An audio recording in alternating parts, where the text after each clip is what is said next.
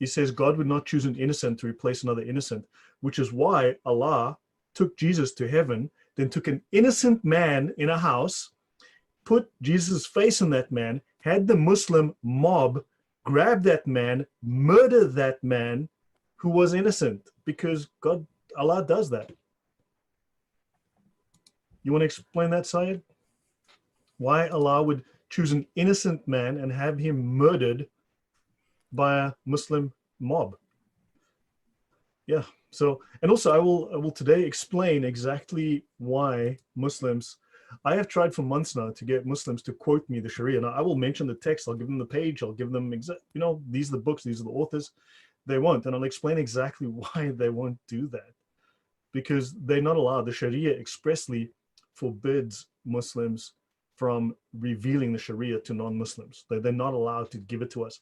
So even though I can literally have it on the screen, I can talk from it, I can quote it, they will actually deny it. They will literally deny it. In fact, I'm talking to someone right now on YouTube who is denying it and claims that I'm an American Muslim. I don't follow the Sharia. Right, whatever. Different sect, I guess. Well, look, the less Islam there is, the less Islam you follow, the better, man. so anyhow, yeah, I think that's one thing we can all agree on, is that you shouldn't be following the Sharia. I happen to agree with that. Who told you Allah would leave an innocent to be oppressed? Well, they put him on the cross and they murdered him, Syed. You know, Jesus was taken up to heaven, and then an innocent man, his face was changed to that of Jesus, and then he was murdered, beaten, whipped, spat on, as you always tell us, left bleeding and beaten and put on the cross to die. So yeah, Allah did that to an innocent man, because we know what Allah is, you know. Yeah, shall I start then? Yep, go ahead whenever you're ready. Yeah, no, I mean, Didat is just it's really pathetic. Why does he have to lie? We read his books. We've read hundreds of pages of their Sharia and their fiqh manuals. You know, the jurisprudence and the Sharia manuals. The fiqh interprets the Sharia. The Sharia is interpreted from the Quran and the Sunnah, which determines the laws of Allah, the actual sacred law of Allah. And then, of course, the fiqh is the exegesis of that. It is how that is expounded, and all these specific scenarios are created. In fact, the Sharia and the fiqh are the Talmud of Islam. They are exactly the carbon copy of the Talmud, right? And of the Gemara and so on. So yeah. I just did want to make one comment before you get started with the presentation. I did want to point out that in the thread, I invited D-Dot to join us live in case he wanted to defend himself. Of course, it was short notice, so I don't want to say for sure that he's dodging us, but he has been invited many times to join us live, and he never shows up live. Yeah. Yeah, it should be noted that the law of Moses is 613 laws, whereas if you read the Sharia, there were thousands of Sharia manuals at one time. And those were also very, very like shorthand. But now what's happened is the 4 schools of jurisprudence have essentially settled on a handful of scholars and a handful of manuals, although there are scholars that aren't very well known, that are specialists in a given area, and they constantly quote these scholars. So the major ones are not the only scholars. But let me, so let me share my screen. I will bring up, let me get that going. And I will choose screen 1 or screen 2. I don't know.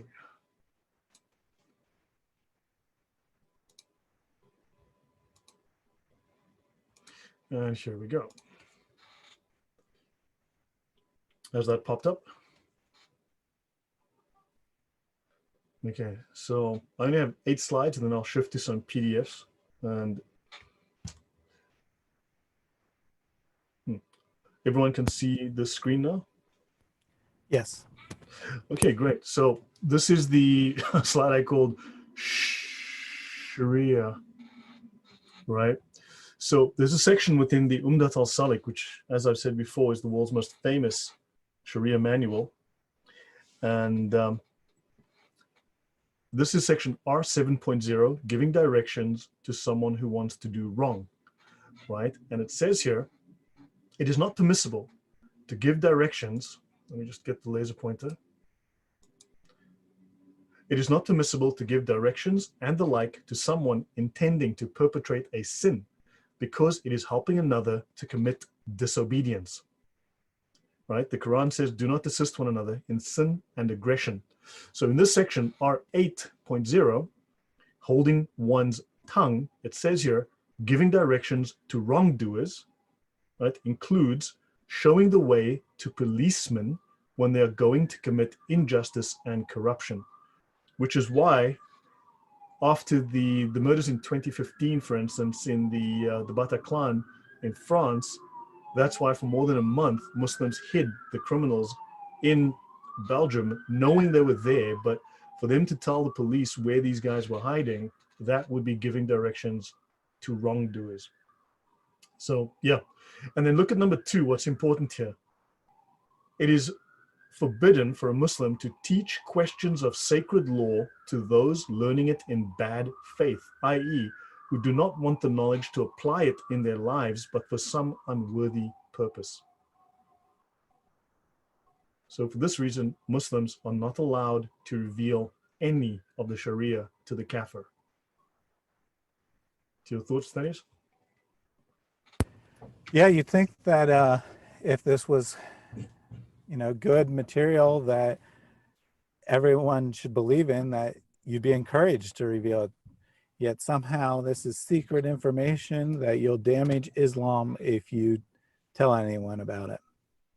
Yeah, no, exactly. And so this falls under a larger section called tale-bearing, or namima, right? And tale-bearing, telling stories, is unlawful. It's against the law in Islam, which means that it's a crime and there will be punishment.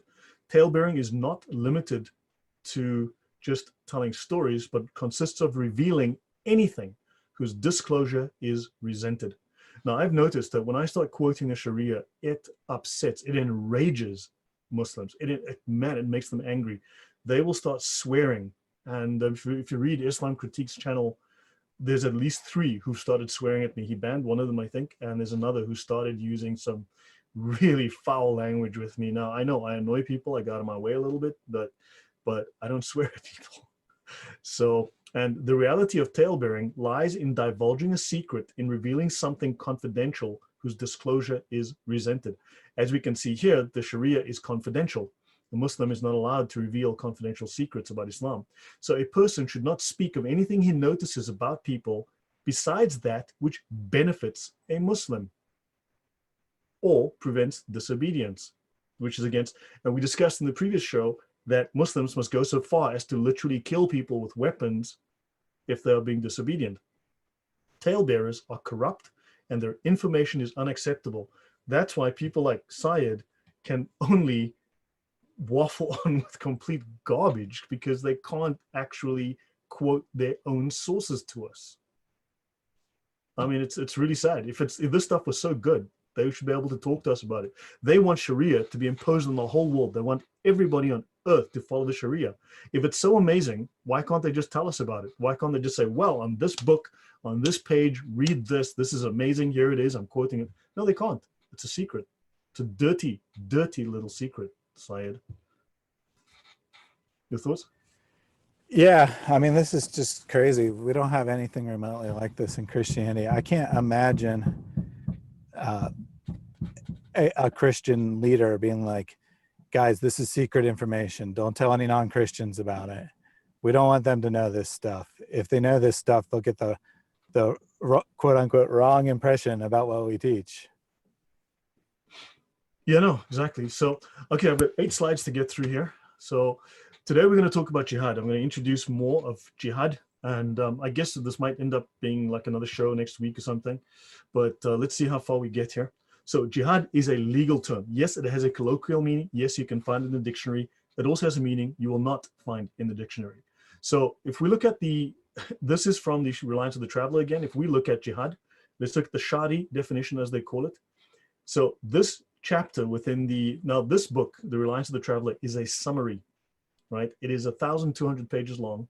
It summarizes all of the very best of the fiqh, of the Sharia and of the jurisprudence related to the Sharia, the fiqh related to that, in this book. So it's a summary of all the best of Islamic law, sacred law as they call it. It gives us the meaning of jihad in section 090, the scriptural basis, that's from the Sharia, sorry, that's from the Quran, the obligatory character of jihad, and that it is a communal obligation, and to surrender when overrun. Now think about it. If jihad is about improving yourself, walking little old ladies across the street, what does that have to do with surrender when overrun? I gotta ask myself, like, good grief. Please, Muslims, stop lying to us. We read your books. We've read them. I've read them. I've read thousands of pages of your books. Please, we know this stuff. Stop lying to us. You're only lying to yourselves. The only one you're lying to is yourself. So who is obliged to fight in jihad? Oh my gosh, more helping little old ladies across the street. Those who are not permitted to fight, the objectives of jihad, and regarding Jews, Christians, and Zoroastrians. And then the rules of warfare. Oh my God, jihad is the rules of warfare and those whom it is unlawful to kill in jihad. So you can see there's some fascinating things here. And of course, don't forget about women and children captives, always very important in Islam. Let's have a look at the definition of 090 jihad. Jihad means to war against non-Muslims. That is the Sharia. Jihad means to make war against non-Muslims. It is etymologically derived from the word mujahada, signifying warfare to establish the religion. Now, last week we had a discussion and I blacked this section out, and I'm going to include it. Notice, now this is not in the original Arabic. The stuff here in gray is not in the original Arabic. The translator put this in himself. And it is the lesser jihad. As for the greater jihad, it is spiritual warfare against the lower self, the nafs, which is why the Prophet said as he was returning from jihad, from murdering people in other words, we have returned from the lesser jihad to the greater jihad. Now what is interesting about this, that this is a weak hadith. The Sharia is quoting a weak hadith. In fact, the Sharia quotes many weak hadith. And what's interesting is whenever we quote a weak hadith, what do Muslims tell us that is? They tell us that we're liars and deceivers for doing that. Yeah, that weak hadith are effectively false, they're meaningless, they're irrelevant. Well, why is the author here quoting a weak hadith? Now, I would love to hear an outcry from the Muslims telling us that, oh my gosh, this man is lying. Please go ahead, just drop it in the comments below, right? And remember to write to the editor and to the author and send him an email, right? So let's have a look, lesser jihad. Let's have a look at lesser jihad. Let's see what the scholars of Islam, the top scholars of Islam have to say.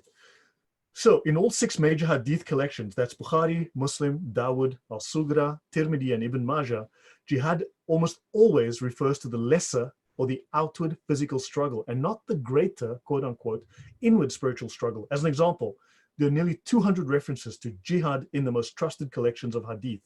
Sahih Bukhari alone, only in Sahih Bukhari. And every single one says that jihad means literal warfare. Every single one. So this fabricated hadith does not appear in any of the famous hadith collections and is inconsistent with the teachings found in corroborated Sahih hadith. So this little hadith here, it is the lesser jihad. So this is a hadith which is actually fabricated. Most consider this fabricated. Some of these hadiths state that fighting jihad is second only to the belief in Muhammad and Allah, and that standing for an hour in the ranks of battle is better than standing in prayer for 60 years. That's based on Sahih hadith. Furthermore, Muhammad himself refutes the claim that the greater jihad is the inward spiritual struggle when he states the best jihad is that of a man whose blood is shed and his horse is wounded. So Syed, can you hear there? Muhammad is, your Sharia authors are lying to us, and we've just caught them lying because Muhammad says that this man is lying. And in fact, he said Muhammad was lying. So yeah, it was narrated that Amr bin Abbasa said, I came to the Prophet and said, O Messenger of Allah, which jihad is best?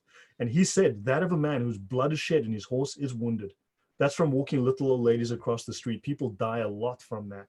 So Sunan Ibn Majah 2794, it was asked, O Messenger of Allah, which of mankind is most excellent? And he replied, a believer who strives in the path of Allah with his self and his wealth. Sahih Bukhari.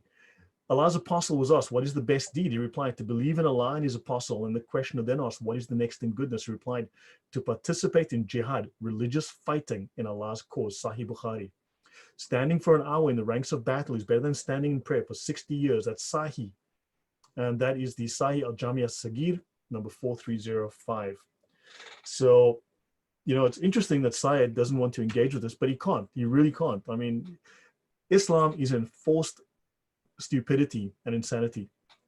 Sahih Bukhari again, a morning or evening spent in the path of Allah is better than the world and all that it contains. Shall I tell you what has the best degree among people? A man who takes the rein of his horse to do jihad in the way of Allah. That's Muwatta Malik, right? Sahih Muslim tells us again, there's another act which elevates a man in paradise to a grade 100 times higher. Jihad in the way of Allah, jihad in the way of Allah. And then Sahih al-Jami, on the authority of Rashi, on the authority of Sa'd, on the authority of one of the companions, a man said, why is it that the believer are all put to trial in their graves except for the martyrs? And he said the clashing of swords above his head was sufficient trial for him. And on it goes, on it goes. So jihad, so, right, death of a hypocrite, whoever dies but neither fought in Allah's cause nor sincerely considered fighting will die a death of jahiliyyah. That's you, side. Why aren't you busy fighting? Which is the pre-Islamic era of ignorance. That's Sahih Hadith Tafsir Ibn Kathir. So understand that this is all about fighting. This is entirely, and this lesser hadith is a lie. So when you read the Islamic text, you've got to understand that there are falsehoods deliberately written into these. And they're not only deceiving Christians or non-Muslims, but they're deceiving Muslims like Syed here. So and last one, sorry, I forgot. And Ibn Taymiyyah, also known as Shaykh al-Islam, there's a hadith related to a group of people which states that the Prophet, peace be upon him, hold on, give me 1 second, guys, please. Okay. Sorry. We have returned from jihad, right? Asgard, lesser jihad, to jihad akbar, greater jihad. I left the fridge open. Oops. The lady of the house is not happy. This hadith has no source. Nobody whomsoever in the field of Islamic knowledge has narrated it, right? This is Ibn Taymiyyah, right? Ibn Shaykh ul-Islam. Shaykh ul-Islam is one of the 24 greatest scholars of Islam in history. There are only 24 of them. If you look on Wikipedia, you'll find a list of 24 of them. So these are he's one of the greatest scholars of Islam to ever live, and their statements, their fatwa, became binding as part of the jurisprudence and as part of the Sharia. So this hadith has no source. Nobody in the field of Islamic knowledge has narrated it. Jihad against the disbelievers is the most noble of actions, and moreover, it is the most important action for the sake of mankind. And this is significant that I'm bringing up Ibn Taymiyyah last. Before you go on, I just want to re-emphasize that, you know, this translator of the Sharia law here apparently thinks he knows better than all these Islamic scholars before him about what is good jihad and what is weak jihad. Yeah. That we got all these quotes from Muhammad saying that, you know, in the West, sometimes we're told that jihad means struggle, which I mean is technically literally correct. But you could struggle against yourself, i.e. praying.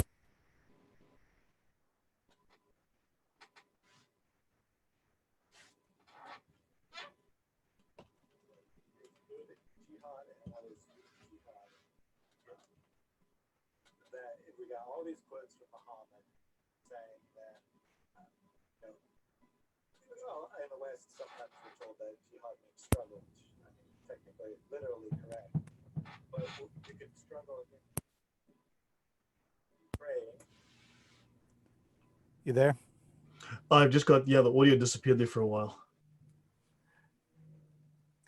Yeah, I was just saying that our English translator apparently thinks that he can redefine Islam to be whatever he wants it to be, much like Saeed and many other Muslims we meet on YouTube who either actually believe or are pretending to believe that Islam is quite different than what the scholars of Islam teach. Correct. Yeah, and also Syed disappeared because he said, he's not getting any traction, but also he doesn't want to learn his own Islam. So the scriptural basis for jihad prior to scholarly consensus is Quranic verses. Fighting is prescribed for you, Quran 2:216. Now notice, we are always told that we are quoting things without context. We are taking fragments. Notice the Sharia itself quotes only a few words out of the entire verse, just a couple of words. And it says that these words, just these 5 words here, are sufficient to get the entire meaning accurately. That means literally what it says. Slay them wherever you find them, Quran 4:89. Fight the idolaters utterly, Quran 9:36. So the Sharia itself only needs a few words to make sense of what it means, which is literal meaning. And such hadiths as the one related by Bukhari and Muslim, I've been commanded to fight people until they testify that there's no God but Allah and that Muhammad is the messenger of Allah. If they say it, they've saved their blood and their possessions from me. So, and the hadith reported by Muslim, to go forth in the morning or evening to fight in the path of Allah is better than the whole world and everything in it. These hadith then are reported by the most famous Sharia manual in the world to be entirely accurate and authentic. So we got a single weak hadith against, well, more than weak really, because it doesn't have any chain of narration whatsoever. Yeah, which they say it's actually fabricated. It's louder. Yeah, so inauthentic, made up hadith against dozens of Sahih hadith. I think it's pretty clear what Islam teaches here. So details concerning jihad are found in the accounts of the military expeditions of the Prophet, including his own martial forays and those on which he dispatched others. This is Sunnah. So further from the reliance of the travelers, jihad is obligatory. It is a communal obligation. When enough people perform jihad to successfully accomplish it, it is no longer obligatory upon others. This is the reason for the small minority who are always fighting in jihad, right? And the evidence for which is the Prophet saying, he who provides the equipment for a soldier in jihad has himself performed jihad. So they don't have to fight. They could say, well, that's not me. I'm not like that. But sure, they're paying money. They're providing some kind of help somewhere. It's obligatory upon them to all provide help. And it says, and Allah, the Most High, said, those of the believers who are unhurt, that do not suffer injuries, but sit at home, are not equal to those who fight in Allah's path with their property and with their lives. Allah prefers those who fight with their property and their lives a whole degree above those who sit behind. That's Quran 4:95. Now, if none of those concerned perform jihad, and it does not happen at all, then everyone who is aware that it is obligatory is guilty of sin. Jihad was a communal obligation in the time of the Prophet. And there are 2 possible states in respect to non-Muslims. The first is when they are in their own countries, in which case jihad is a communal obligation. And this is what our author is speaking about when he says jihad is a communal obligation, meaning upon the Muslims each year. So they are meant to launch warfare upon their neighbors to expand Islam at least once a year. Jihad is also personally obligatory for everyone able to perform it, male or female. And who is obliged to fight in jihad? 09.4, those called upon to perform jihad when it is a communal obligation are every able-bodied man who has reached puberty and is sane. This disqualifies Saeed, obviously. That's pretty good. So yeah. Constantine says zakat and halal seals pays for jihad, which is very true. Yeah, 15% of zakat goes towards jihad.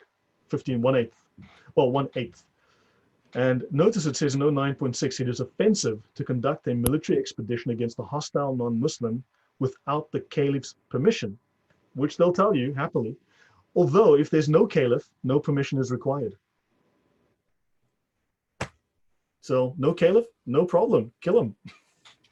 I think this is a good time to bring up what there was some discussion about in the chat earlier. Apparently, they just caught some wannabe jihadi terrorists in Germany who are going to try to kill a German YouTuber for criticizing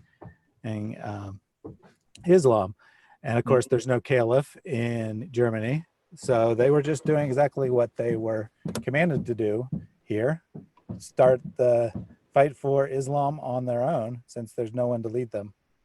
Yeah, exactly. And yeah, precisely. So Before you go on, I think that this is a good time to remind everyone that, there's a number of us doing this on YouTube. I'm not too concerned about a terrorist trying to attack me. I mean, they would go for someone more prominent first, but we do put in a huge amount of time into this. We hope that you find it valuable. If you're able to support us financially, that would be great. But what we really want you to do is spread the information around. yeah, please use the information, spread it, speak about it, bring it up online, talk to people. But also use super chats, please, in the chat. For those of you who want to support Thaddeus, use the super chat feature. His channel is monetized. So yeah, I mean, it's a lot of time and effort that goes into this. You'd be amazed how many hours go into this in the background. It's a huge amount of effort and work and research and reading. I mean, when you read a 360-page book, it takes a few hours.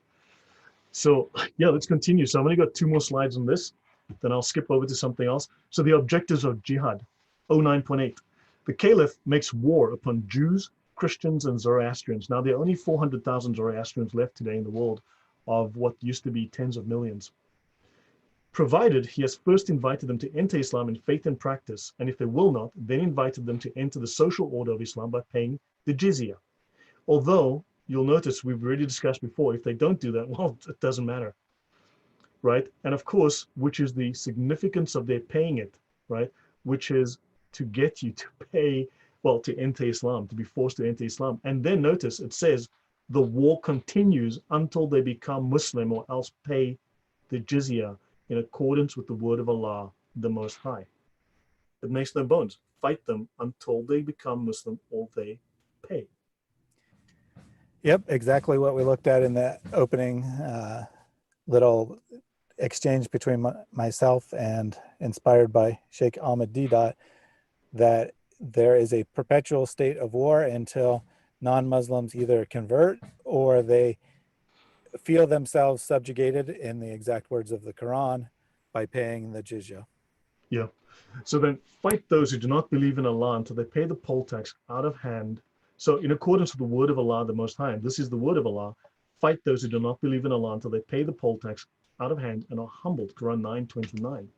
And it says, and notice it says here, nothing but Islam will be accepted from them, for taking the poll tax is only effective until Jesus's descent, which the divinely revealed law of, which is the divinely revealed law of Muhammad, the coming of Jesus, right? Jesus will rule by the law of Muhammad, right? And this does not contradict the final coming of Jesus, since Jesus will not rule according to the gospel, but as a follower of Muhammad. And 9:9, the Caliph fights all other people until they become Muslim. It's pretty blunt. It's pretty blunt. Now, I started throwing this at a guy on in Islam Critiqued. I started talking about the Sharia, and now he's denying the Sharia. I don't follow that. That's not important. That's nonsense. That's rubbish. It's the same thing to say about the Quran when you know the Quran too well. It's the same thing to say about the Hadith or anything else. And now they'll simply flat out deny the Sharia. It's that simple. Now notice jihad is preferred to peace, and we'll see multiple repetitions of this. Truces are permissible, but not obligatory. And also, this is because it is a matter of the gravest consequence, because truces entail the non-performance of jihad. So if the Muslims are weak, a truce may be made for 10 years if necessary, which can be broken and that have been broken, right? It is not permissible to stipulate longer than that, save by means of new truces, each of which does not exceed 10 years. There must be some interest served in making a truce other than the preservation of the status quo. Allah says, do not be faint-hearted and call for peace when it is you who are the uppermost. If you have the strength, attack. That's what they're saying. So now I'll skip over to the next, and we're going to look at the Hedaya Volume 2 and a book by Ibn Taymiyyah. Any comments or thoughts so far? No, I think you got it covered pretty good. This is just so direct opposite of everything. Is just so direct opposite of what Christianity teaches, and Islam, you're weak unless you perform jihad, as in literally fighting in a battle. You know, if you perform it in a lesser way, like giving financial support, that's allowed, but you're still the weaker, less preferred people.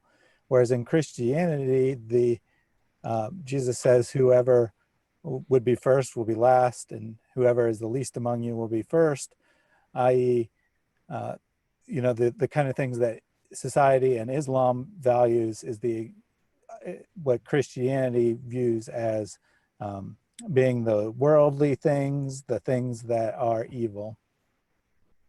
Yeah, I mean, yes, Saint Eliora saying denying the Sharia. So yeah, it's Abdulism at work. It is. Look, they cannot give us the satisfaction of being better, knowing better. Look, I tease them constantly. I say, look, you don't seem exactly like the best of people, right? You out of, you know, you can't spell, you're poorly educated. I mean, I rag on them constantly, and it drives them up the wall. But yeah, they will deny anything and everything. They have to. They have to. So this is the Hedaya. This is the most famous Hanafi school of fiqh manual, the most popular one. And what I like is I prefer, these are all now, I've been looking, this one was translated in 1791, if I recall. And I've read a lot of it. This is 2,652 pages, if I remember. So think, the Quran's 150,000 words, half of at least 80% of the thing is abrogated. So the Quran's like 12 pages long, like I've said.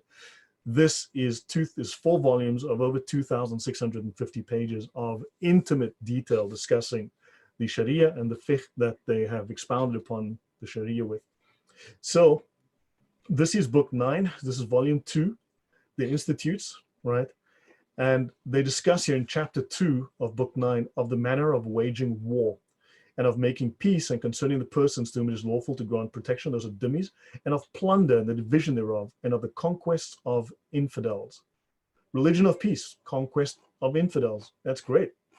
And they speak of tithe and tribute. Now, each of these sections is roughly 50 to 70 pages long, so there is a lot of detail here.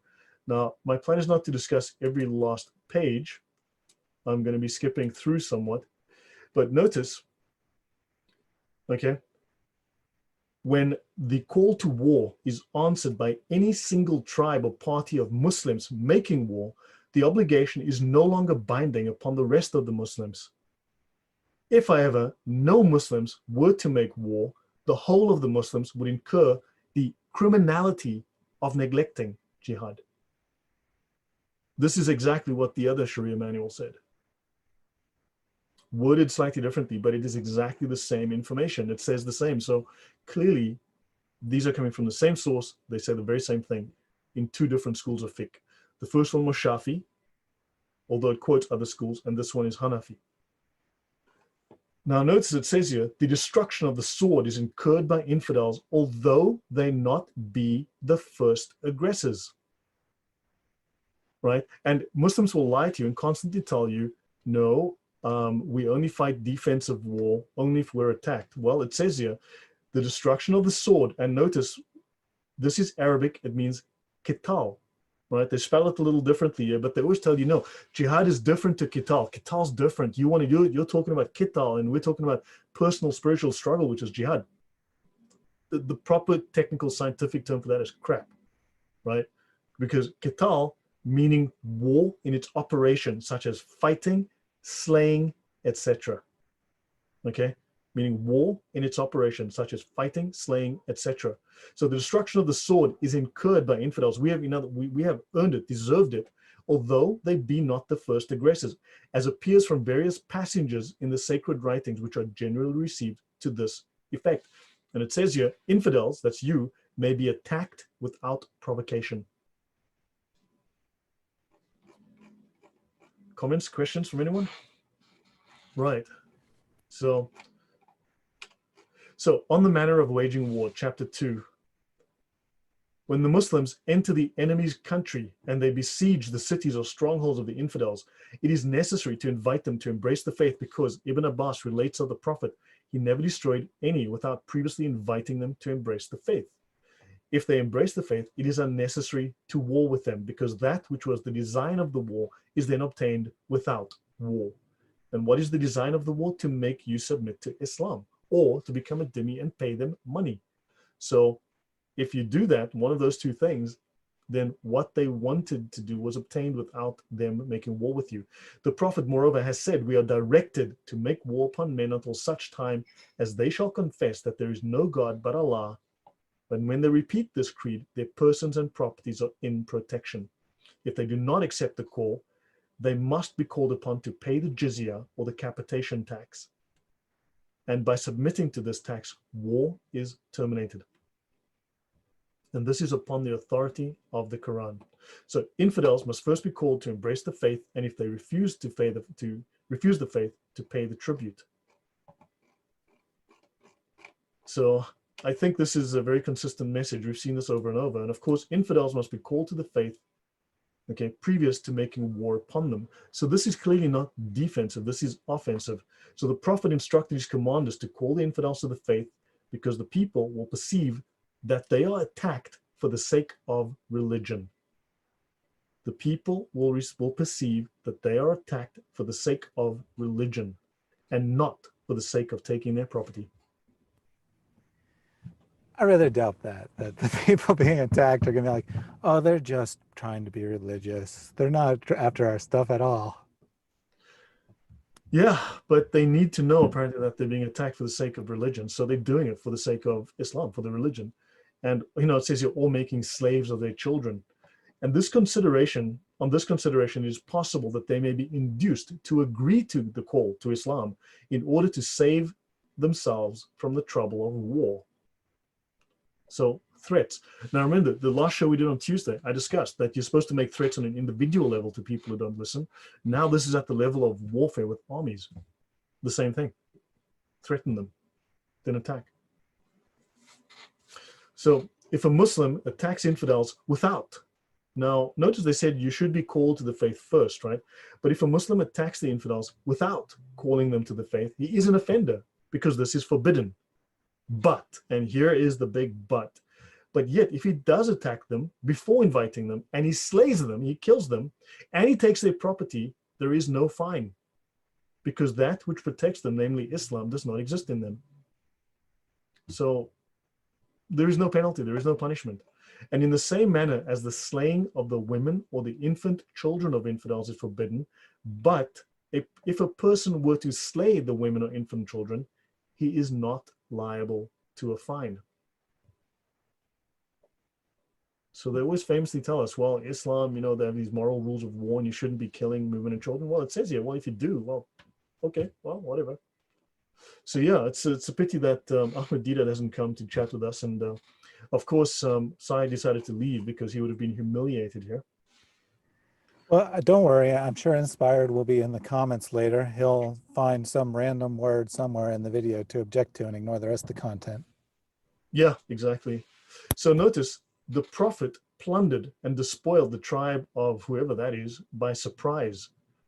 Now notice it says here, he plundered and despoiled the tribe by surprise. He didn't warn them. He just attacked them out of the blue. That is not defensive. That is predatory. Okay, so notice, to make a predatory attack at an early hour, and then he set their village on fire. Such attacks are not preceded by a call. So much for telling people, hey, come to Islam and you'll be fine. Well, or maybe we'll just attack you in the middle of the night and murder you and set fire to your house and kill you. Yeah, this is this is what Muhammad did. So yeah, this is jihad. So if the infidels, upon receiving the call, neither consent nor agree to pay tax, call upon Allah for assistance and make war upon them, because Allah is the assistant of those who serve him, and he is the destroyer of his enemies, the infidels. Here we're told in the Sharia that you are the enemy of Allah and you must be destroyed. You know, this is how it is. So attack the infidels with all manner of warlike engines, and all of this is sanctified by the law. So I can stop here and I can move to Ibn Taymiyyah's book. I don't want to do too much of this, but this book also tells us, and we've spoken about this before, that if you are at peace, This must only be done if it benefits the Muslims in some way, if it moves their aims forward, if it strengthens them or weakens you, because peace means that they're neglecting the obligation of fighting against the non-Muslims. Your thoughts? Yeah, agreed, definitely. Constance has a insightful summary, I would say, and that is that the invitation to Islam is itself a declaration of war or aggression. Well, in fact, the statement, to you be your religion, to me be mine, that is actually a threat. That is actually a threat from a Muslim. To you be your religion, to me be mine. It is not accommodation, it is a threat. Because you've made your choice, you've made your bed, now lie in it. That is the actual context of that verse. You want to be naughty? Well, I'm going to have to spank you. That is exactly what that means. Like, okay, child, you want to be naughty? Then you're going to get beaten. That is a threat. If you read the scholarly works, they define that very clearly. They're telling you, okay, we're coming for you. Yeah. Yeah, I liked that the author that you're quoting right now was very explicit. He's like, well, you know, by threatening violence, some people might convert to Islam, so it's all good. Yeah, I mean, so they say they don't, no, we don't need means like, like Dito was saying, we don't need those means. We don't have to lie. Yeah, sure, yeah. You just threaten to burn their village and murder them and enslave their children to yeah, sure. So Well, it's war's not a not lie if it's a legitimate threat. I guess so. No, war is an observance of a divine ordinance. And atonement is not due for anything which may happen in the fulfillment of divine ordinance, right? Otherwise, men would neglect the fulfillment of the ordinance because they're scared of becoming liable to atonement. I mean, think about it. So you can do literally anything. So here they get, this is the get out of jail free card. This is how they can get around anything they say.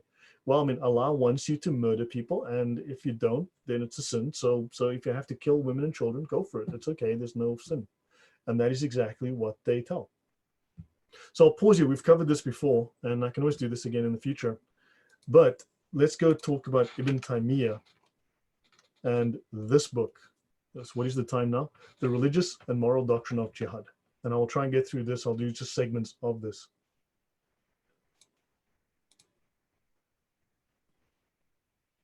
Okay. So this is the governance according to Allah's flock, to Allah's law. So now we've looked a little bit at the Sharia, and I've covered it in past shows. Now we're going to see, this is Ibn Taymiyyah wrote the book, literally wrote the book on warfare in Islam.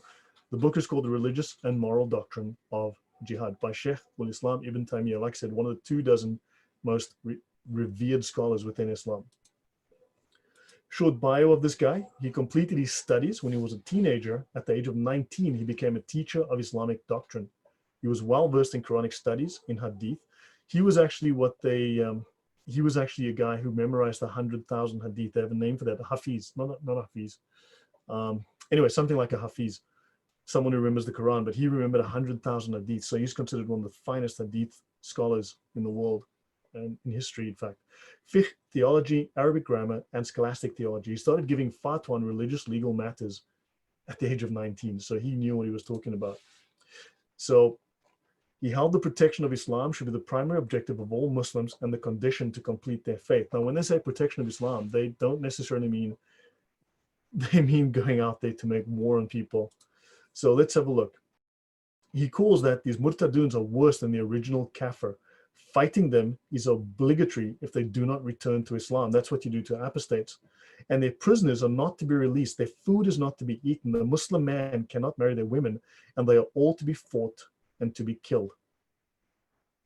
This is the religion of peace. Now, everything he says here in this book is consistent with the Sharia, right? This group, under the consensus opinion of Muslims, must be fought, right? And none of the companions or their successors disagree about the necessity of religion will all be for Allah alone.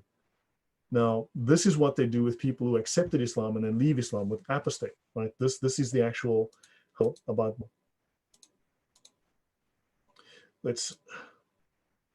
Now, he says here,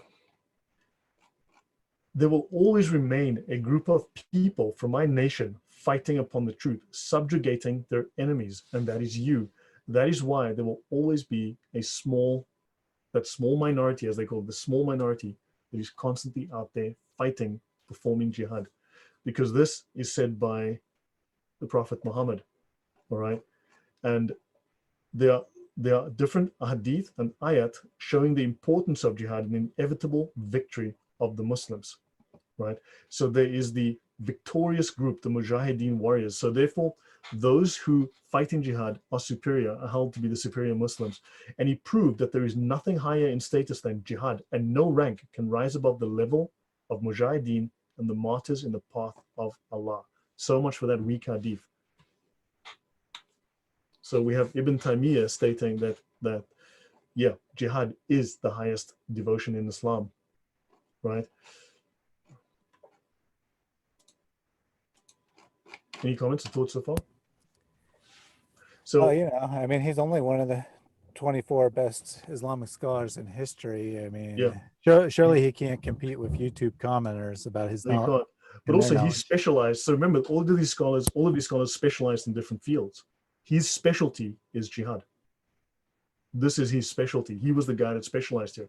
So this book is a translation of a section from the chapter entitled Jihad al-Kufar al-Qital al-Fasil. What's interesting, we have jihad and qital next to each other in one sentence. And this means jihad against the disbelievers, the decisive fight. If Didat comes on, I'd love him to explain what the context is here and how we are reading it wrong.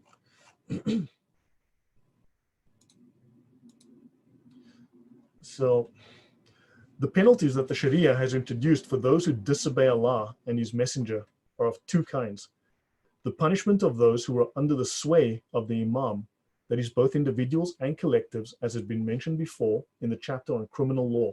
So a Muslim who does not obey the Sharia, an apostate in other words, he's under the sway of the Imam, and their disobedience falls under a criminal act, right? So because when you swear to, well, when you become a Muslim, when you go blah, blah, blah, spin around 3 times and they pat you on the head and you become a Muslim, what happens is when you say the words, there is no God but Muhammad and Allah is his puppet. When you say that 3 times, there is no God but Muhammad and Allah is his puppet, then you become a Muslim. But that is called bay'ah. It is a contract. It is a verbal contract that you make with Allah. And if you break the contract, the penalty is death because you have signed a contract. Remember, Islam is a religion of law. It's also a religion of war. So the punishment of recalcitrant groups, such as those that can only be brought under the sway of the Imam by a decisive fight, that is you. That is you, who's a Christian, a Jew, someone who's not a Muslim. That then is the jihad against the unbelievers, the kafir, the enemies of Allah and his messenger.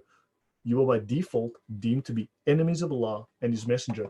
For whoever has heard the summons of the messenger of Allah and has not responded to it must be fought until there is no more fitna and the religion is entirely for Allah.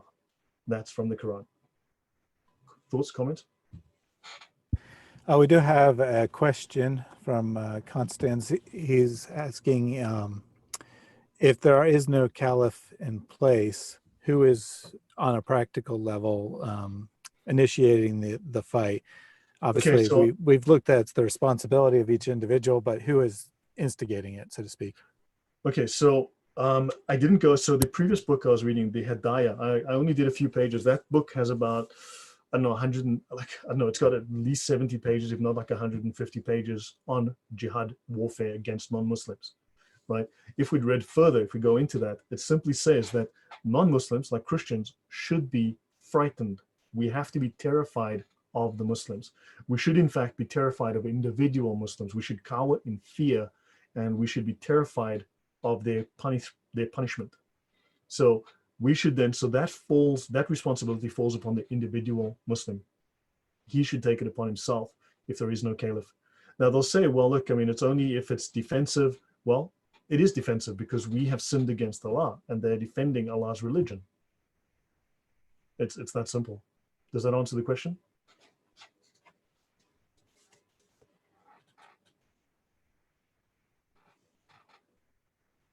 I've lost audio again.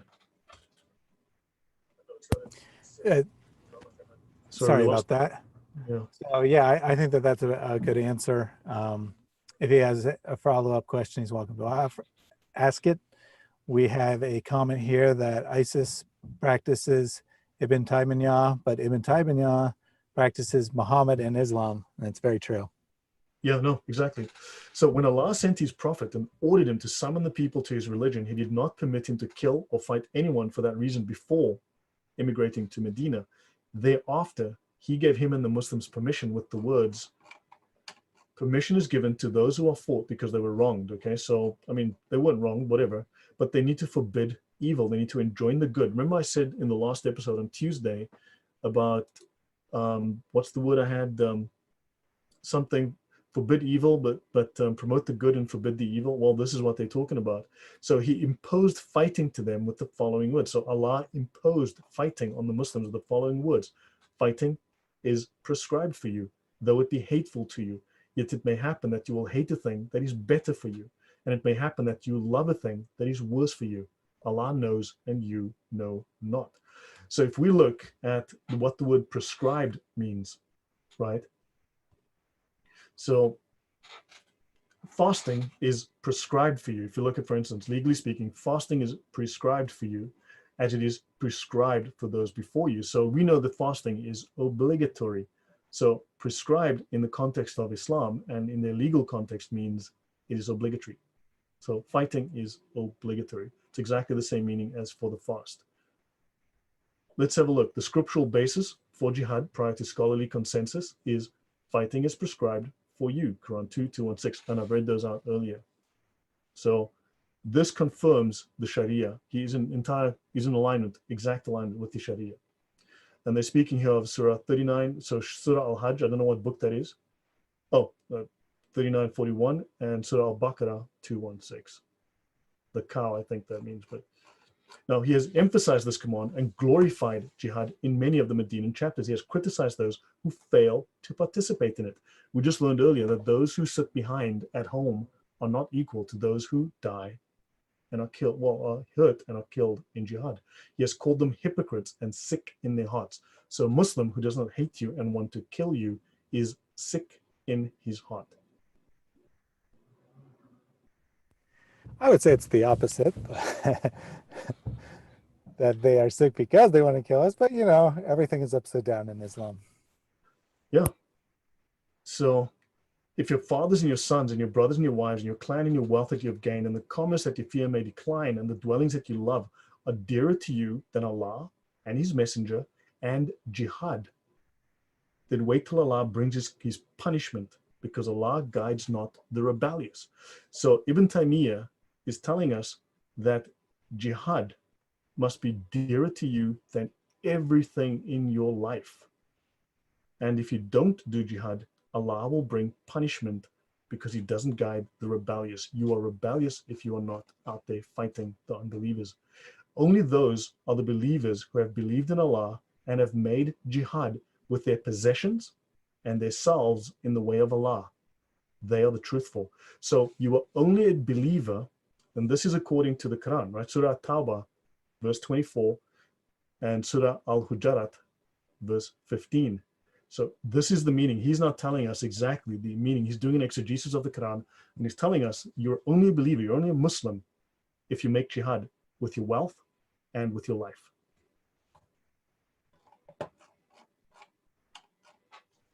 So yeah, any comments or thoughts so far? Because I should make it to the end of this. Any thoughts or comments? Yeah, I just reiterate that this is just so opposite of true morality here. That Islam is telling us that you're only a good person if you're fighting and killing people in the name of Islam. Yeah, if you're violent. I mean, this is incredible. And no wonder Syed left, because he knew what we were going to read. He probably knows this stuff. You know, in his twisted little brain, he probably knows this. A clear surah is sent down, and therein fighting is mentioned. You see those in whose heart is sickness looking at you as one who faints of death. But it would be better for them if they were obedient and they spoke honorable words, right? When the matter is resolved, if they were true to Allah, it would be better for them. So the people who are cowardly, who are afraid of fighting, who look at you, basically you see them in whose heart is sickness, looking at you as if they're going to faint. But it is better for them to be obedient to the words of Allah. And so there are numerous similar verses in the Quran, and equally frequent is the glorification of jihad and those who participate in it. For instance, in the ranks, "O you who believe, shall I direct you to a commerce?" Now notice, everything in Islam is a legal transaction. For instance, marriage, the nikah in Islam, is not a matter of love. It's not a matter of wanting to be with someone. In Islam, basically the marriage ceremony, what that means is, it simply means legal sexual relations. It just means it's legal for you to have sex. It doesn't mean you love someone, because maybe you can explain this a bit better than me, but in Christianity, marriage is a sacrament. I don't exactly know what a sacrament is. I can't describe it. But in Islam, it's merely a contractual obligation that says, okay, you can now have sex and we won't kill you. Because if you did it without having a contract, you would die. But if you don't, if you do, well, it's okay. You can have sex and we won't kill you. So what's the difference between a sacrament and just this ugly legal document that they do? Yeah, so a sacrament is something sacred, ordained by God, that it is a very serious matter for humans to partake in, because they're taking part in the divine, in a sense. Okay, so everything in Islam is an agreement, it's a legal agreement. And in this case, it's a transaction, a commerce. Remember when I said, when you become a Muslim and you say, there's no God but Muhammad and Allah is his puppet, what happens is, am I being out of line by saying that, do you think? No, I think it's pretty accurate. It's more accurate than the traditional Shahada. Yeah, exactly. Well, we can't find the original Shahada in the Quran, right? So anywho, so Maybe that is the original, and what we have now is the corrupted version. Exactly, the Quran was corrupted. So the bay'ah, as I said, is a transaction. Now, the bay'ah, when you say the Shahada, that's the bay'ah. You make a commercial that's a contract. You literally are signing a contract. However, if you look for where the bay'ah comes from, it comes from the, if you look at the legal documents to see where it's defined under selling. Okay, the bay'ah comes from selling, from trade. So specifically in selling. And what are you selling when you commit yourself to Allah? Think about that for a moment. You're selling your soul. So this is the commerce. You are selling your soul. I'm directing you to a commerce. This is a sale.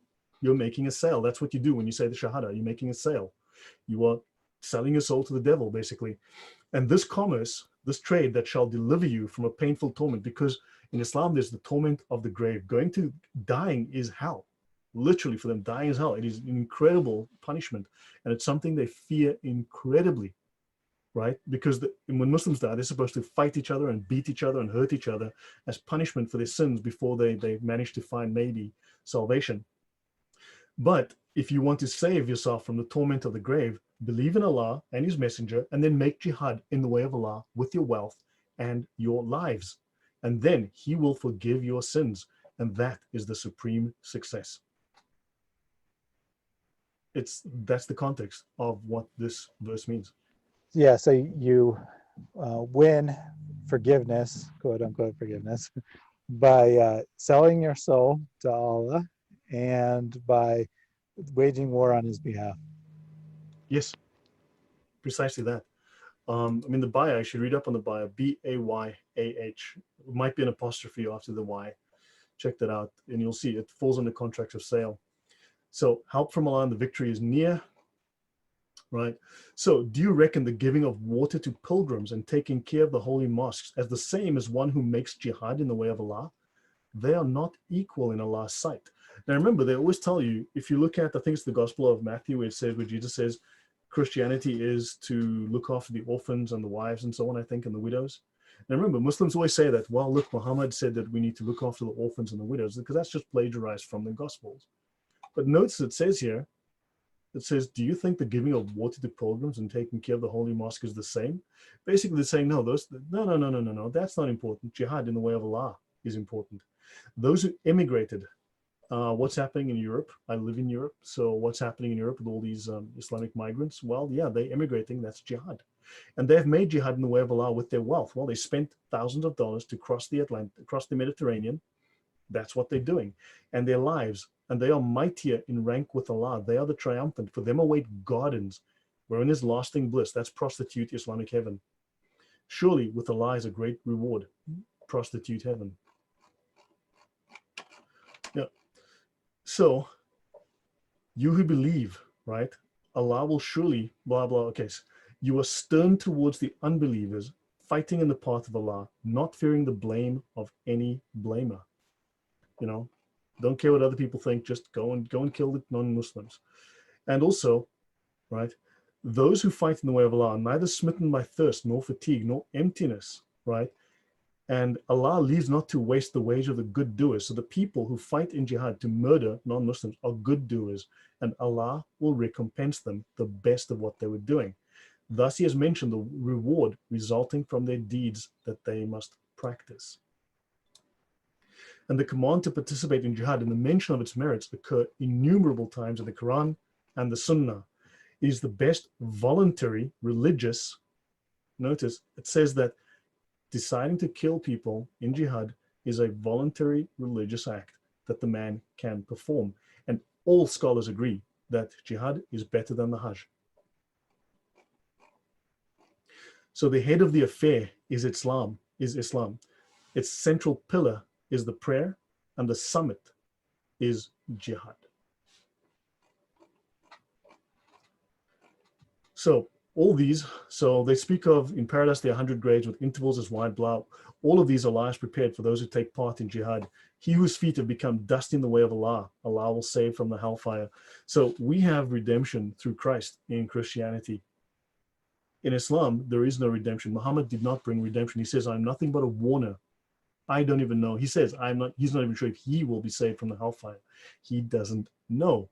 So the only guarantee of redemption, the only guarantee of salvation from the torture, the torment of the grave before you even go to hell is jihad. So let's see. A man said to Muhammad, tell me of an act that equals jihad in the way of Allah. He answered, you will not be capable of doing an act that is equal to jihad. The messenger of Allah said, the man said, tell me anyway. So Muhammad said, can you, when a jihad warrior has gone out on expedition, fast without interruption and spend the night in continuous prayer? The man said, no. Then the messenger of Allah said, this is what equals jihad. So there is no human act that is equal to jihad. Thoughts or comments? Because I'm sort of the last 10-15% of the book, I guess. Yeah, I just go ahead and continue. Yeah, so hopefully I'm covering this. So hopefully this information is useful to you guys. You can use this and you can quote this. I can give you access to the book. I'll put the links. In the last show, in the comments, I placed the links to everything that I was quoting from. So in the Sunnah, we find that Muhammad said, every nation has its tourism, and the tourism of my nation is jihad in the path of Allah. Well, that's great. The benefit of jihad extends not only to the person who participates in it, but also to others, both in a religious sense, right? Jihad implies all kinds of worship. So it is a religious act. And notice the man who dies in jihad can intercede with Allah for 70 of his family members.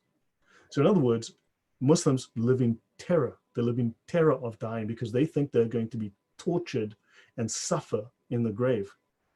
So if one of your sons dies in jihad, if he fights and he dies, he kills himself, whatever the case might be, 70 of his family members may be saved from this. That is why your Fakistinians love their jihadis, because they will be saved from the hellfire this way. So more than any act, jihad implies love and devotion for Allah and the surrender of one's life and property to him, right? So individual or community that participates in it finds itself between two blissful outcomes, victory and triumph, or martyrdom and paradise. And then just all creatures must live and die. Now it is in jihad that one can live and die in the ultimate happiness. Yeah, so jihad is religiously more beneficial than any other deed. So yeah, it just goes on. I mean, I read this stuff and it's just the death of a martyr is easier than any other form of death. In fact, it's the best of all manners of dying.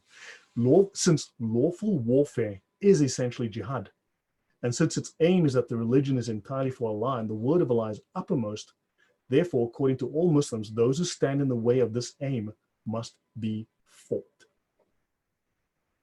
I wonder what Didat's going to tell me here. I really have to wonder what this paragraph, what is he going to say, right? So they mention here, Allah caused his peace of reassurance to descend upon him and supported him with hosts, right, that you cannot see. Because they simply say, well, you know, Allah will guide you and support you. The angels will come and help you. You'll get magical assistance and all that. Observe your duty to Allah that you may be successful. These are the quotes that they've got in here. These are the Quran verses they're quoting there. And fight them until there's no fitna and until the religion, all of it is for Allah. That's 389 or 839 here. So jihad is lawful warfare. So it is offensive warfare to establish Islam against non-Muslims. Peaceful non-Muslims must be fought. And so that the word of Allah is uppermost and that religion is entirely for Allah. And according to all Muslims, those who stand in the way of the same. And when he says all Muslims, obviously all Muslims have to obey the scholars, but he's talking about the scholars here. And therefore, we stand in the way, we must be fought. And as for those who cannot offer resistance or cannot fight, unless they actually fight with words and acts by spying or otherwise assistance, some jurists are of the opinion that all of them may be killed on the mere ground that they are unbelievers. Don't kill the women and children unless maybe we should all just kill them anyway. Or if they fight us with words, you know, if they disagree with us, we can kill them for that reason. And they make an exception for women and children since they constitute property for Muslims. So if there's a benefit for them to make a slave out of a woman and a child, then it's okay not to kill them. Praise be to Allah. Before you go on, I think that's a point worth emphasizing here, that it has nothing to do with having mercy on women and children. It's because they can be used as property that they are the exempted. The slaves or the sex slaves, or this can be sold for money. So, however, the first opinion, okay, we may only fight those who fight us when we want to make the religion of Allah victorious. Now notice they say we only fight in self-defense. Because now notice the trickery, the deceit here. This is disgusting. We may only fight those who fight us when we want to force Islam upon them. So if they come to you and they want to force Islam upon you and you resist, then they are fighting in self-defense. Insanity.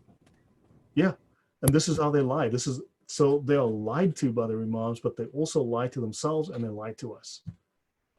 So it's all lies. I mean, it's twisted. It is disgusting, satanic filth. So yeah.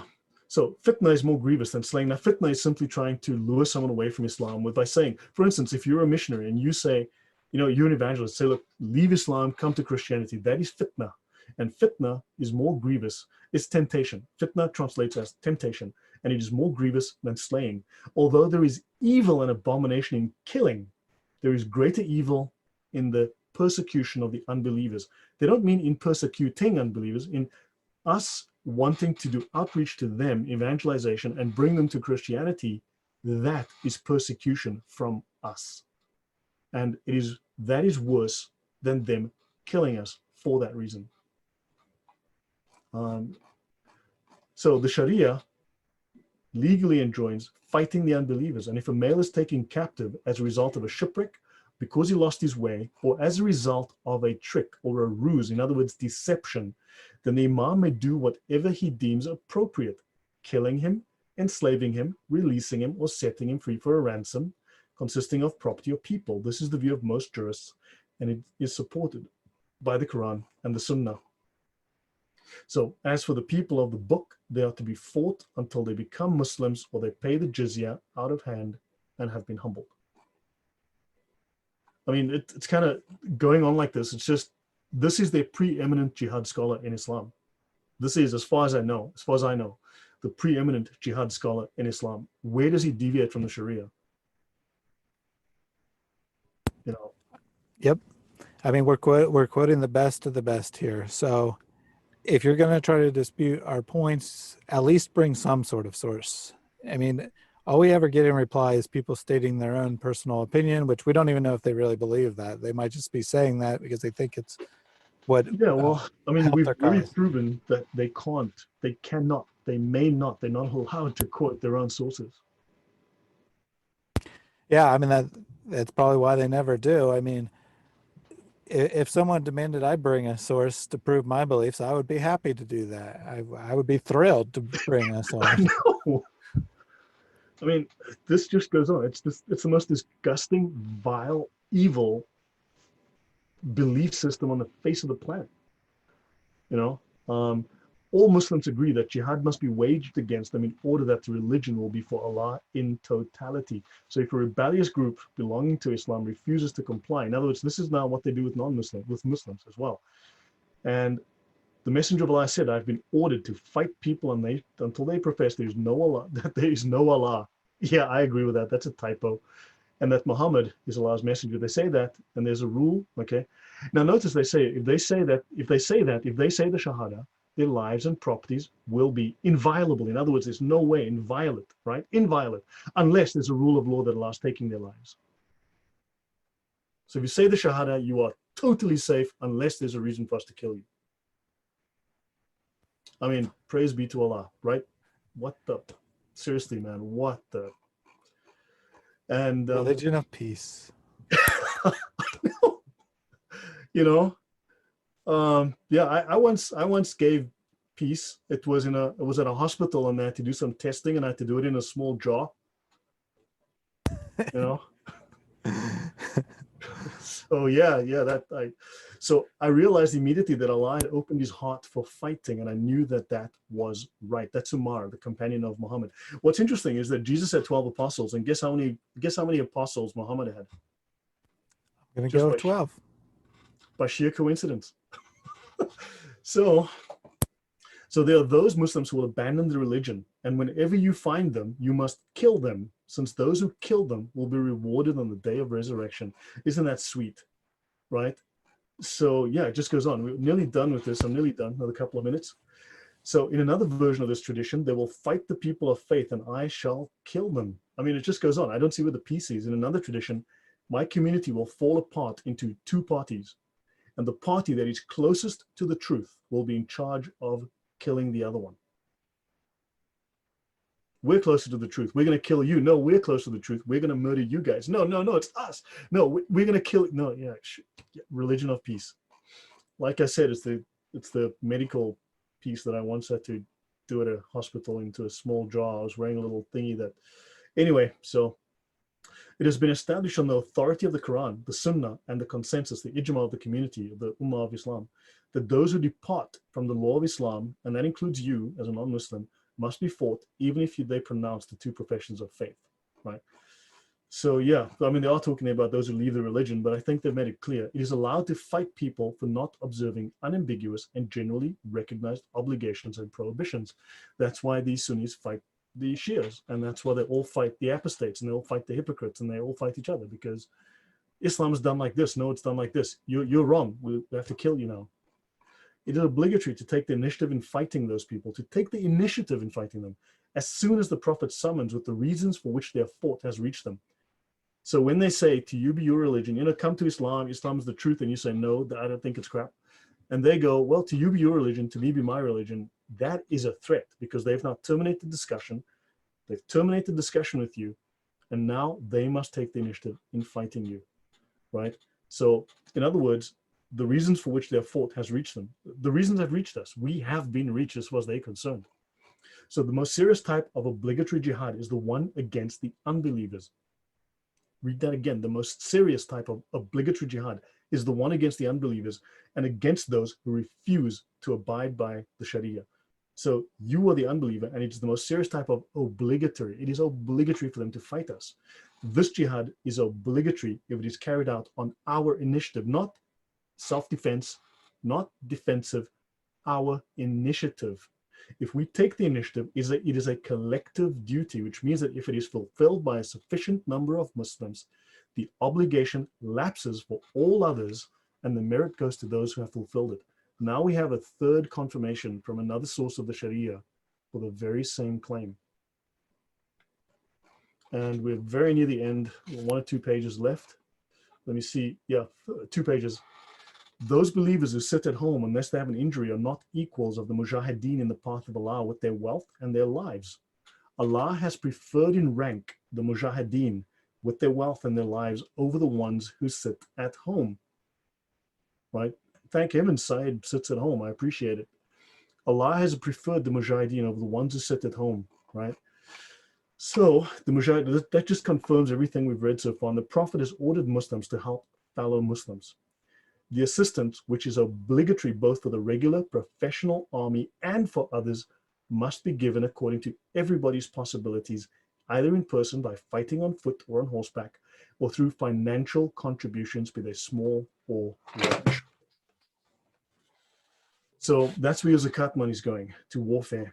And it's not necessarily, there will be, someone mentioned the Muslim Brotherhood earlier. I have done a number of, I've written documents for certain organizations on the Muslim Brotherhood. And I've done analysis of Muslim Brotherhood methods, especially their ideological warfare methods. And maybe that's something I can discuss in the future. I've actually done a lot of analysis and research of the Muslim Brotherhood, what they do, what they are, what they believe. And it's exactly the same as this. There is no difference.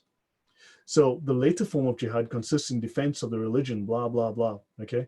Therefore, it is fighting out of necessity. But the former type of jihad is voluntary fighting in order to propagate the religion, to make it triumph and to intimidate the enemy.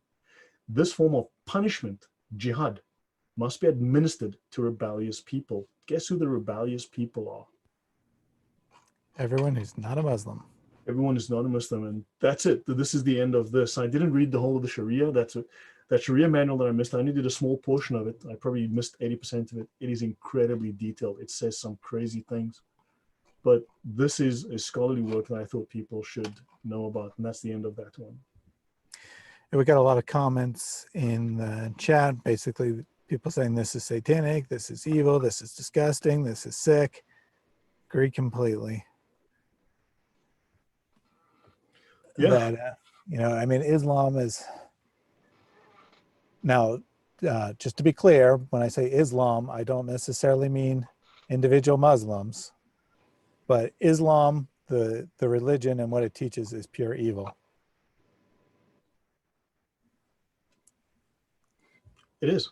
Look, I believe it is the Antichrist religion. I honestly believe, I mean, I've read what Muhammad Jesus, I mean, he's Muhammad Jesus. Right. And this is the Antichrist religion.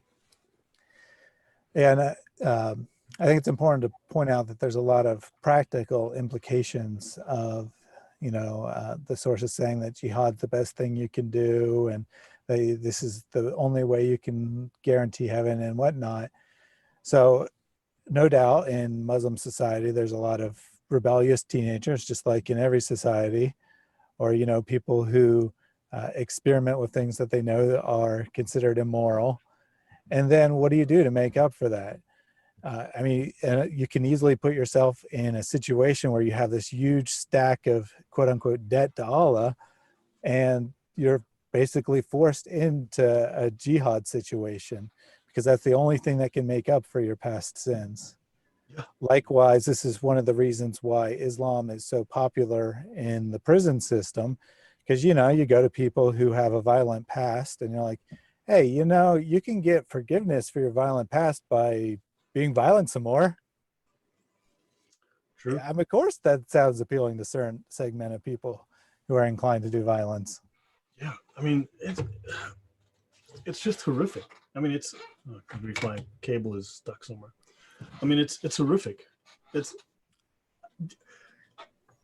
I read these books. I mean, Ibn Taymiyyah has written some books. He's got a couple. I mean, I've read thousands of pages of this stuff, and it's insane. It's insane. It just goes on like this. It's crazy. It doesn't stop. And if you read their polemics against Christianity, I can't believe it. Seriously, it's hard for me to comprehend the depravity and the blatant stupidity that you find here. It's just like, how can anyone believe this? Yeah, that's one question that I really struggle to answer. I can understand people being ignorant. I can understand people pretending to believe it out of fear. But there has to be people at the top who really believe this stuff. And it just blows my mind that anyone could know these things that we're looking at and still look at Islam and say, yep, it's the true religion. Yep, this is what I want to do with my life. This is the God I want to follow. Yeah. Well, look, they desperately don't want us, as we saw, they don't want us knowing this stuff. They don't want us discussing it. So for this reason, it is critical that we discuss this, that we get it out there. We put it on Facebook. We discuss it on YouTube. We just get it out there on social media. We talk about it. You know, my collection, when I started with you a couple of months ago, I had a collection of about 500 and something books. My collection is now going on 800. You know, and I'm collecting some of the best scholarly works. I mean, I'm not collecting garbage. I'm finding, and I'm slowly reading through a lot of it. You'd be amazed how much of the stuff I read. You know, how many hours a day sometimes I spend on this. Yeah, I mean, I think that's a really good point that, you know, we're not just cherry picking. We're not doing a Google search and coming across the first thing we find and saying, oh, who cares if that's a good source or not? I'll just quote it because it sounds bad. Like, you know, the way Muslims do with the Bible or Christian sources. We're going to the sources that have been the most respected, most revered in Islamic history, the ones that have traditionally been taught in Islamic schools. These are the best scholars. These are the ones that are thought to have known Islam the best. And all you can offer in return is your personal opinion. I mean, come on. Have the respect to put in some effort to it. We're putting in a ton of effort here. We're doing our best to find the best sources. If you have better sources, let us know what they are. But I don't think you do. I think that you either know that we're correct and just don't want anyone else to know it, so you pretend we're lying, or you're lying to yourself and you want to believe it's true. Or they support it, or they willingly, knowingly support it. They want to do violence against us. They believe that we are evil, that we are worshiping Satan, that we are defying Allah, and that we deserve to be punished for it. They might also just actually believe that. Yeah. I mean, I think that the kind of people who spend all of their time on YouTube comments are definitely much more likely to be in that category. Yeah. You know, I mean, I wonder if Dida is going to stop lying to us and just say, okay, fine, you guys have read it. I admit it. You know, that's it, you know. And Yeah, like he did in his last post there, and just be like, yeah, I'm not embarrassed. This is what we believe. You got a problem with it? Too bad. yeah, but he won't tell us what he believes. He won't quote it for us from his scholars. What does he believe? His own mind, his own thoughts, his own opinions? Or does he believe something that's written in a book somewhere like this? You know, so show us the book, show us what you believe, show us the scriptures, the Sharia, the fiqh, whatever, the scholars, but can't.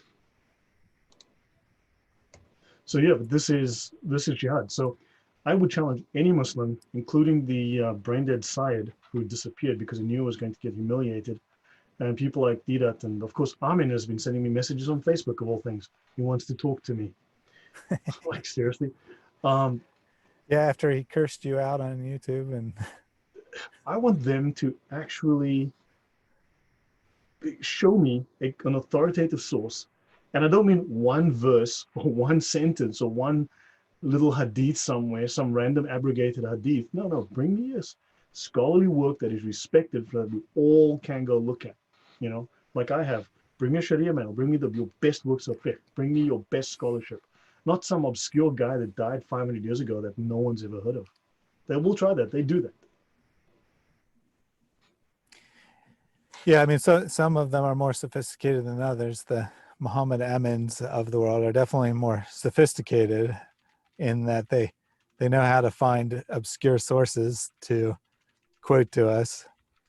He's pretty much, I'm one of very few people who's ever bothered to quote anything. And of course he quotes random mystical texts and random people who call themselves Muslims but have no authority in Islam, and quotes as random biblical scholars from the or not scholars, but people giving their opinion on the Bible in the 1800s, you know, just like random lay people who wrote a book, and he's like, here's what early Christian scholars said. This is what Christianity is all about. It's like, no, that's one random person's opinion. You know what's amazing? When they start to quote, look at this author, George Bernard Shaw had this to say about Islam. You're like, no, quote me Ibn Taymiyyah. Give me his whole book, in fact. You know, don't give me this one quote. Who's George Bernard Shaw in the world of Islam? Nobody. You know, don't quote me some random musician. Like, huh? Sinead O'Connor said, she's insane. Give me your scholars. For Yeah. real, for real, when they pull stuff like that, I'm like, is Shah a prophet of Islam? Is he the new authoritative source? Or are you only quoting him because he said something that you vaguely agree with and you don't have anything else to quote, so you just get a random people? Yeah, I mean, they're stupid. It's stupid. And but look, they can't. I mean, how do we get them to actually discuss this in good faith? I mean, I could end up talking with one of their senior imams, but when I have had a chance, on the very rare occasions that I've spoken with a very, very senior scholar, all they say is, yeah, you're right. Now what you going to do? That's all they do. They realize I know too much, right? Because they try to bamboozle me. And I'm like, look, dude, I'm not that guy. No, I'm not that guy. You tell that to someone else. And they'll just say, yeah, you got me. No, I mean, what else can they do? So guys, I hope you will be able to use this information, talk about it, make it known, use it. You know, you have to put it out there that they're lying to you on a constant basis. Yeah, and we have to. I mean, you want to save your civilization, you want to save your planet, your country, your home. This is critical. They are serious. They believe this. Very true. Very true. We're in a real fight here. This isn't some game, you know. It's easy to go to the YouTube comments and laugh at an idiot. And, you know, we all do that. There's nothing wrong with that. Having a little fun with Muslim who has no clue what they're talking about and has no interest in the truth. But at the same time, there's a very serious aspect to this. There are a percentage, I don't want to speculate what percentage it is, but there's certainly a percentage of Muslims who 100% believe everything we're talking about, that they're just waiting for their opportunity to launch jihad, by which I mean killing people. Yeah. No, they're serious about it. I mean, they're very serious. So yeah. So any last questions for you guys? I mean, anything that you guys want to know? Any questions you have I can help you with? I'm not seeing anything. We'll give them a second, but also, you know, also there's this guy. I mean, there's this guy Isaiah 42 on Islam Critique channel, and this guy is foul-mouthed. I mean, really foul-mouthed. You know, so anytime I quote the Sharia, he comes back and he is swearing. It's the you know, the FUs and the B. I mean, he's really going for it. And then I want to bring. I mean, I don't know Colin personally, but I think someone should bring it to his attention, because this guy is really. Every time I quote the Sharia, this guy loses. Let's just say he loses his cool. Right? He really doesn't like me quoting this stuff. So they're getting angry because we're over the target here. But someone needs to. I mean, this guy needs to be banned, because look, it's one thing to have a conversation. It's another thing to start swearing on a routine, several swear words in a sentence. Yeah, I think that's a good point to end it on. That, you know, it's really easy to get angry when you read about this stuff, and certainly there is reason to be angry that this is pure evil. But at the same time, we don't really want to take it out on, you know, random individuals. We want to maintain our cool, show Christ through our actions. By all means, expose their evil, expose their bad arguments, but don't lose your cool. Don't mouth off against someone. That doesn't do any good. So thank you all for joining us today. We'll definitely be continuing this series, so let us know what you would like us to cover in the comment section. Have a good afternoon, evening, morning, whatever time of day it is where you are. God bless everyone.